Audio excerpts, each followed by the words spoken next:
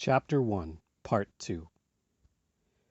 In the case of Algeria, the grand idea of Arab nationalism has its economic counterpart in the fact that 1 million French settlers utilize nearly all of the arable land of Algeria. In some countries, such as Puerto Rico, where the special conditions of the island have not permitted a guerrilla outbreak, the nationalist spirit, deeply wounded by the discrimination that is daily practiced, has at its basis the aspiration of the peasants, even though many of them are already a proletariat, to recover the land that the Yankee invaders seized from them. This same central idea, though in different forms, inspired the small farmers, peasants, and slaves of the eastern estates of Cuba to close ranks and defend together the right to possess land during the 30-year War of Liberation. Taking account of the possibilities of development of guerrilla warfare, which is transformed with the increase in the operating potential of the guerrilla band into a war of positions, this type of warfare, despite its special character, is to be considered as an embryo, a prelude of the other. The possibilities of growth of the guerrilla band and of changes in the mode of fight until conventional warfare is reached are as great as the possibilities of defeating the enemy in each of the different battles, combats, or skirmishes that take place. Therefore, the fundamental principle is that no battle, combat, or skirmish is to be fought unless it will be won. There is a malevolent definition that says, the guerrilla fighter is the Jesuit of warfare. By this is indicated a quality of secretiveness, of treachery, of surprise, that is obviously an essential element of guerrilla warfare. It is a special kind of Jesuitism, naturally prompted by circumstances, which necessitates acting at certain moments in ways different from the romantic and sporting conceptions with which we are taught to believe war is fought. War is always a struggle in which each contender tries to annihilate the other. Besides using force, they will have recourse to all possible tricks and stratagems in order to achieve the goal. Military strategy and tactics are a representation by analysis of the objectives of the groups and of the means of achieving these objectives. These means contemplate taking advantage of all the weak points of the enemy. The fighting action of each individual platoon in a large army in a war of positions will present the same characteristics as those of the guerrilla band. It uses secretiveness, treachery, and surprise, and when these are not present, it is because vigilance on the other side prevents surprise. But since the guerrilla band is a division unto itself, and since there are large zones of territory not controlled by the enemy, it is always possible to carry out guerrilla attacks in such a way as to assure surprise, and it is the duty of the guerrilla fighter to do so. Hit and run, some call this scornfully, and this is accurate. Hit and run, wait, lie in ambush, again hit and run, and thus repeatedly, without giving any rest to the enemy. There is in all this, it would appear, a negative quality, an attitude of retreat, of avoiding frontal fights. However, this is consequent upon the general strategy of guerrilla warfare, which is the same in its ultimate end as is any warfare, to win, to annihilate the enemy. Thus it is clear that guerrilla warfare is a phase that does not afford in itself opportunities to arrive at complete victory. It is one of the initial phases of warfare and will develop continuously until the guerrilla army in its steady growth acquires the characteristics of a regular army. At that moment, it will be ready to deal final blows to the enemy and to achieve victory. Triumph will always be the product of a regular army, even though its origins are in a guerrilla army. Just as the general of a division in a modern war does not have to die in front of his soldiers, the guerrilla fighter who is general of himself need not die in every battle.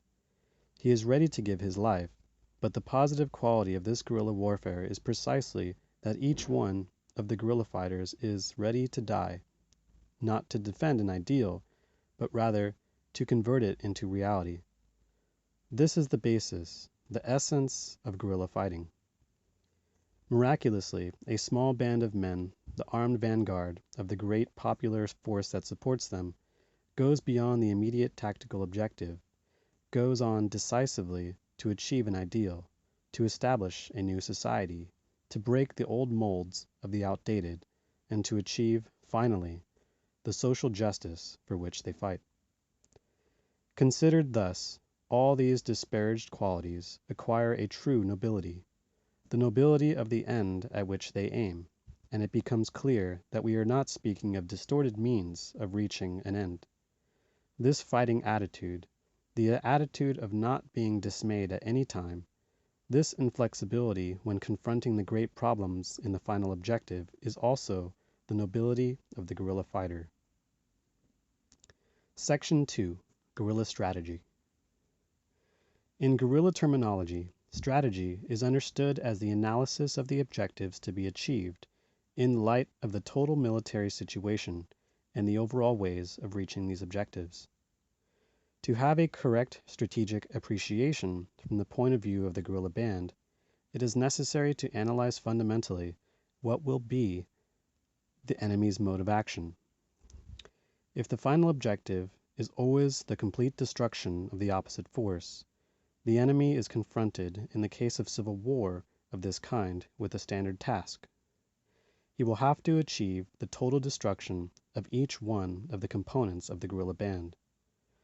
The guerrilla fighter, on the other hand, must analyze the resources which the enemy has for trying to achieve that outcome, the means in men, in mobility, in popular support, in armaments, in capacity of leadership on which he can count. We must make our own strategy adequate on the basis of these studies, keeping in mind always the final objective of defeating the enemy army. There are fundamental aspects to be studied, the armament, for example, and the manner of using this armament. The value of a tank, of an airplane in a fight of this type must be weighed.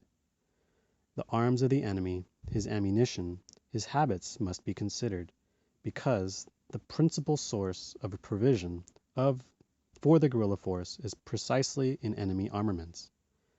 If there is a possibility of choice, we should prefer the same type as that used by the enemy, since the greatest problem of the guerrilla band is the lack of ammunition, which the opponent must provide. After the objectives have been fixed and analyzed, it is necessary to study the order of the steps leading to the achievement of the final objective. This should be planned in advance, even though it will be modified and adjusted as the fighting develops and unforeseen circumstances arise. At the outset, the essential task of the guerrilla fighter is to keep himself from being destroyed.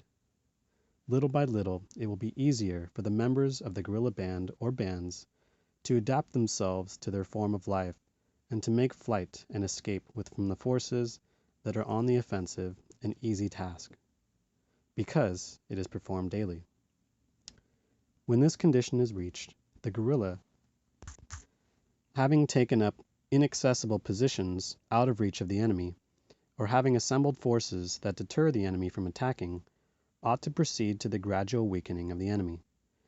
This will be carried out at first at those points nearest to the points of active warfare against the guerrilla band, and later will be taken deeper into enemy territory, attacking his communications, later attacking or harassing his bases of operations and his central bases, tormenting him on all sides to the full extent of the capabilities of the guerrilla forces.